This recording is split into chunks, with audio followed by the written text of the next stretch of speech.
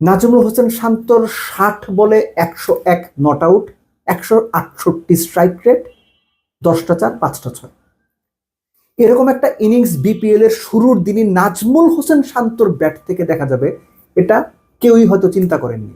এবং একই সঙ্গে নাজমুল হোসেন শান্ত বোধহয় এই ইনিংসটা দিয়ে বিভিন্ন জায়গায় একটা বার্তা দেওয়ার চেষ্টা করলেন যে তাকে যেভাবে টি-20 থেকে বাতিলের খাতায় ফেলে দেওয়া হয়, যেভাবে তিনি টি-20তে পারেন না চলেন না বলে ট্যাগ লাগিয়ে দেওয়ার চেষ্টা করা হয়, সেগুলোর বিপক্ষেও ছোট্ট করে হলো একটা জবাব দিয়ে রাখলেন।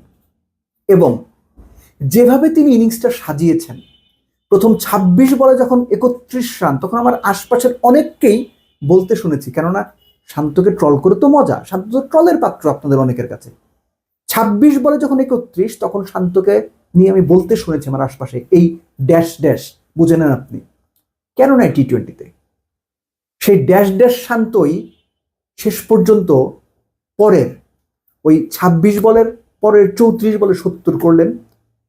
শুধুমাত্র লেগ সাইডে খেললেন না, স্কোয়ার কাট, ড্রাইভ, পুল, হুক, সুইপ, সব রকম শট খেলে, উইকেটের চারপাশে খেলে, ক্যাপ্টেন্স নক খেলে 190 চেজ ডাউন করে, মুশফিকের 50 দুর্দান্ত ইনিংস, মুশফিকের সঙ্গে 72 বলে 130 নট আউটের পার্টনারশিপ করে ম্যাচ জিতিয়ে মাঠ ছাড়লেন। আমাদের দেশের টপ প্লেয়ারদের কাছ থেকে আমরা এরকম ইনিংসই দেখতে চাই। মাঠে নামবেন, খেলবেন, খেলা শেষ করে আসবেন।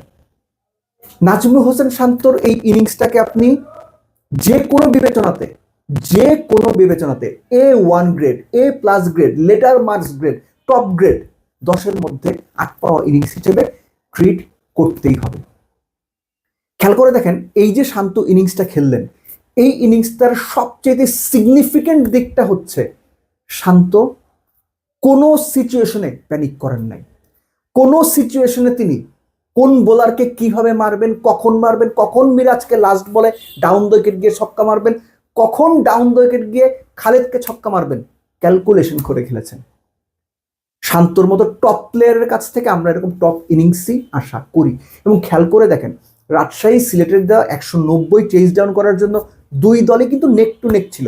পাওয়ার প্লে শেষে রাজশাহীর রান ছিল 43, সিলেটের রান ছিল 45, 11 ওভার শেষে সিলেটের রান ছিল 84 2 উইকেটে, রাজশাহীর রান ছিল 88 2 উইকেটে, একদম নেক টু নেক ছিল।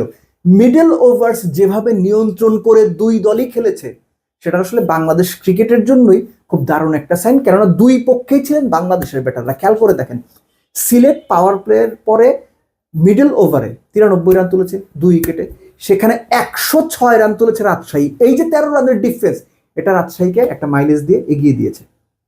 এর সঙ্গে আপনি যোগ করে নিন পারভেজ ইমনের 33 বলে 65 নট আউট, এবং পারভেজ ইমন 4 নম্বরে নেমে ইনিংসটা খেলেছেন। এটা বাংলাদেশ ন্যাশনাল টিম ম্যানেজমেন্টের জন্য একটা নতুন সম্ভাবনা হয়তো তৈরি করবে, যেখানে জাকের আলী অনিক, নুরুল হাসান সোহানরা ব্যর্থ হচ্ছেন। বাংলাদেশে আমরা প্রায় এই কথাটা বলি যে 3 থেকে একদম 7 পর্যন্ত কোনো লেফটি নাই।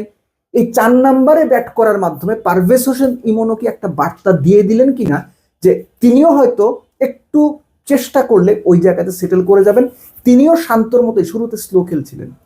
প্রথম কত আপনার 11 বলে বোধহয় তার রান ছিল 14, পরের 41 রান তিনি করেছেন 22 বলে। অর্থাৎ দুই পক্ষেই বাংলাদেশের দুই ব্যাটার যে দুর্দান্ত পারফরমেন্স করেছেন, সেটাই এই বিপিএলে এখনো পর্যন্ত শুরুর ম্যাচ হিসেবে সবার মনে একটা দারুণ আশার সঞ্চার করবে। But above everything Nazmul Hossain শান্তর ইনিংস, সেই সঙ্গে মুশফিককে একটা আলাদা করে ধন্যবাদ দিতে হবে যে তিনি যে 50 করে নট আউটটা থাকলেন, যেভাবে শান্তকে সাপোর্ট দিলেন, এই ইনিংসটা দেখে বাংলাদেশের ইয়াংস্টার যারা আছেন তাদের শেখার অনেক রসদ মুশফিক নিজেই দিয়ে গেলেন। কিন্তু দিন শেষে নায়ক নাজমুল হোসেন শান্ত। চলুন শান্তকে আবার ট্রল করি।